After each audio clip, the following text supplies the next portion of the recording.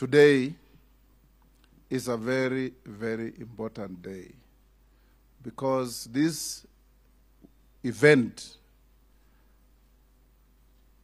culminates in the absolute deconstruction of a mirage called the deep state and the continuation of the reconstruction of an equitable Kenya.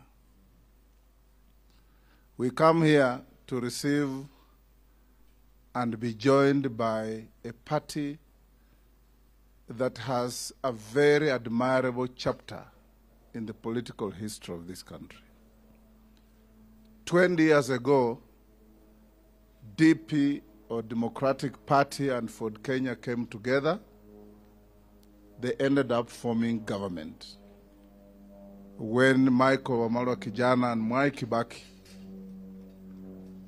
spearheaded the change that swept Kenya in 2002.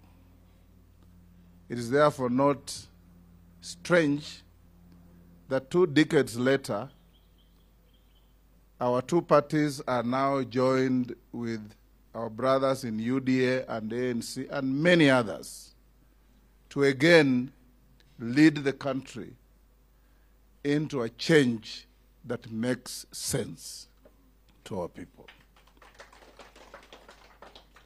This country, ladies and gentlemen, has a resilience like no other. Every time those who have been given the privilege of navigating our ship become rogue, Kenyans take control of the ship and steady it back to the deep waters. And we are doing exactly that. When you walk around this country, you hear, you feel what Kenyans think and what they say.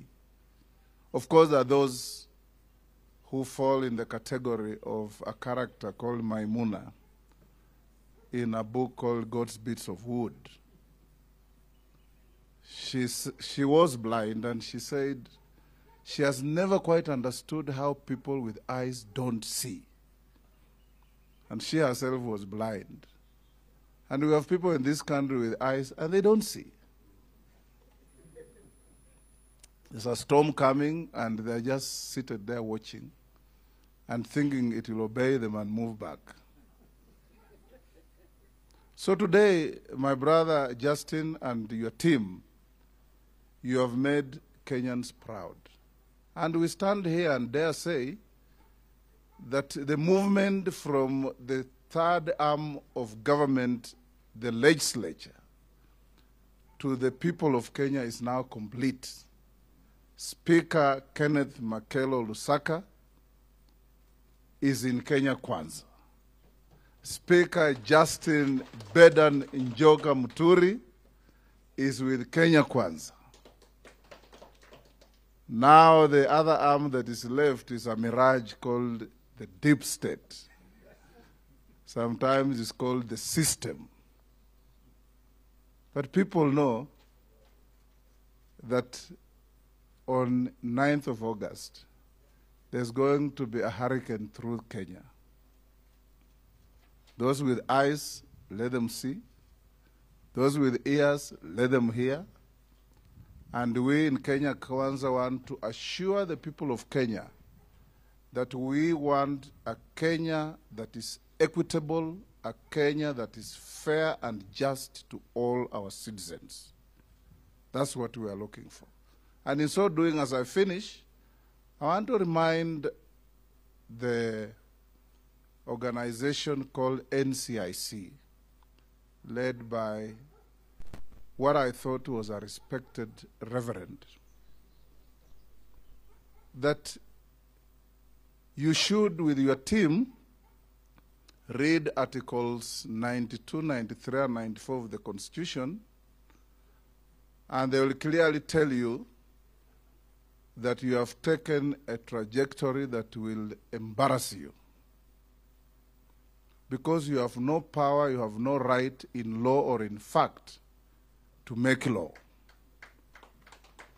Laws are only made in houses of parliament.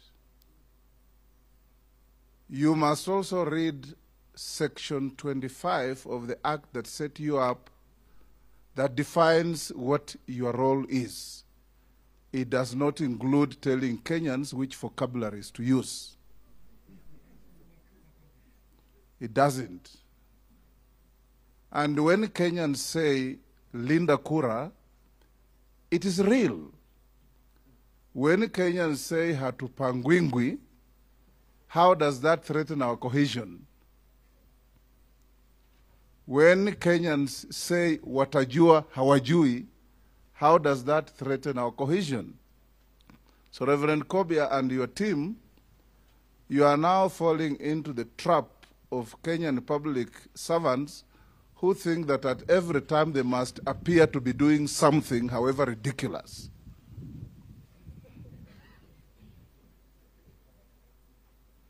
Don't ridicule yourselves, and for avoidance of doubt, in our next rally we are going to say Hatupangwingwi, we are going to say Linda Kura, and we are going to say watajua hawajui.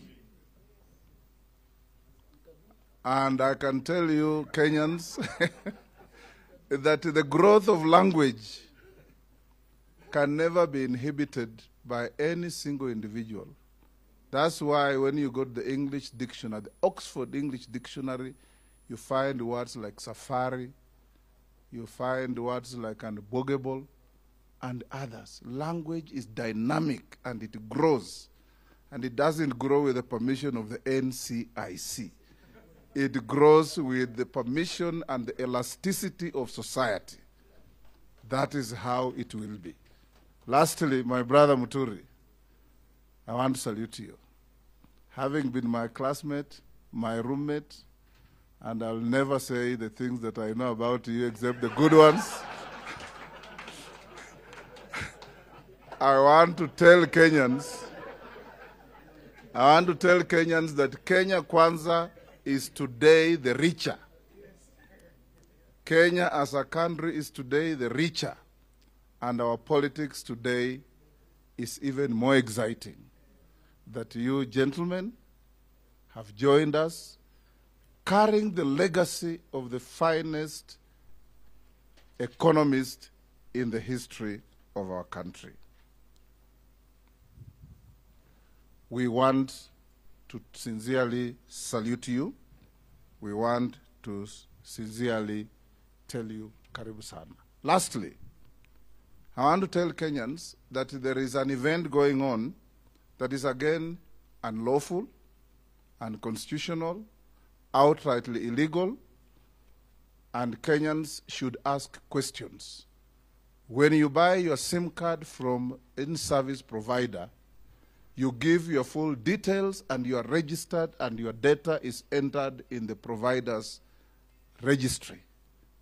Why is the state requiring Kenyans to queue to re-register their SIM cards?